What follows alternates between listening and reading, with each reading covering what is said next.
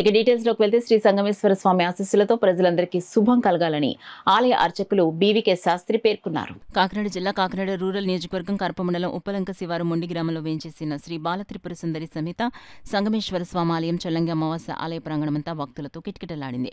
పురాణ ప్రసిద్ధిగాంచిన చల్లంగి అమావాస్య తీర్థం బుధవారం కరప మండలం ఉప్పలంక శివారు మొండి వద్ద సముద్ర తీరాన్ని జరిగింది. చల్లంగి తీర్థం ఉమ్మడి తూర్పుగోదావరి జిల్లాలోనే ప్రాముఖ్యతను సంతరించుకుంది. వేలాదిగా భక్తులు తరలివచ్చి సముద్ర స్నానం ఆచరించి భక్తి శ్రద్ధలతో స్వామివారిని దర్శించుకున్నారు. కొంతమంది పిండ ప్రదానం చేశారు. దేవాదాయ పోలీసు శాఖలతో పాటు ఉప్పలంక గ్రామ పంచాయతీ సంయుక్తంగా తీర్థం ఘనంగా నిర్వహించేందుకు ఏర్పాట్లు చేశారు.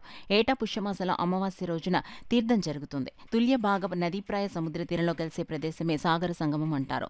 చంద్రుడు శాప విమోచనం పొందడానికి తన భార్య రోహిణితో కలిసి ఈ సాగర సంగమం వద్ద శివలింగాన్ని ప్రతిష్ఠించి పూజలు చేయడంతో శివుడు ప్రత్యక్షమే మోక్షం కలిగించినట్లు పురాణగాథలు తెలుపుతున్నాయి. చల్లంగి వద్ద సుమారు 4000 సంవత్సరాల క్రితమే రాజరాజేశ్వరి దేవి సమేత సోమేశ్వర స్వామివారి ఆలయం నిర్మించారు.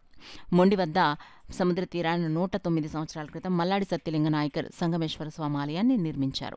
ఈ ఆలయంలో బాలత్రిపుర సుందరి సమేత సంగమేశ్వర స్వామి విగ్రహాలను ప్రతిష్ఠించారు.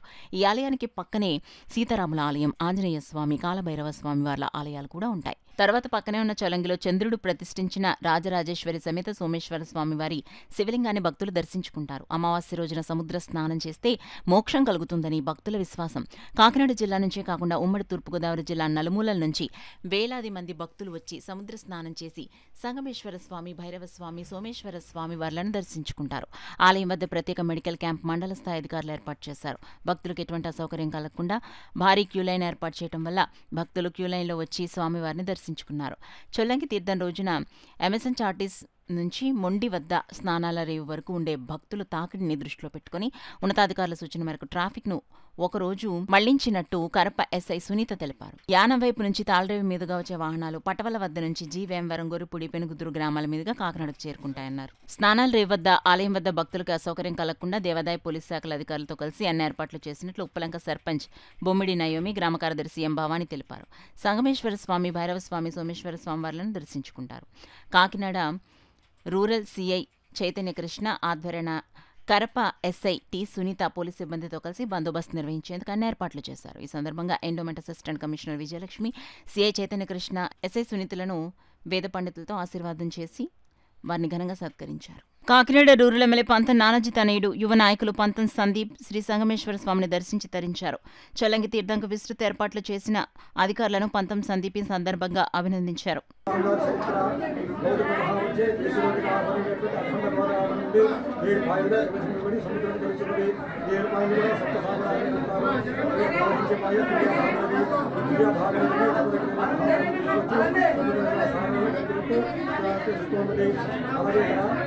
త్రేతాయుగంలో శ్రీరాముడు గారు మారించుకొని రాక్షసుని సంహరించినప్పుడు ఆ భావం వచ్చి సాగమని ఈ పడిచోట స్వామివారు వెలిసేదని సప్తఋషులు ఆ దివ్యత వాళ్ళ యొక్క దివ్యదృష్టిలో తెలుసుకుని స్వామివారిని చూసి ఇక్కడ స్థాపించడం కూడా అందరూ అలాగే ఈ పుష్యపోహ అమావాస్య ఇలా జరగడానికి కారణం చంద్రుడు శాప విమోచనం.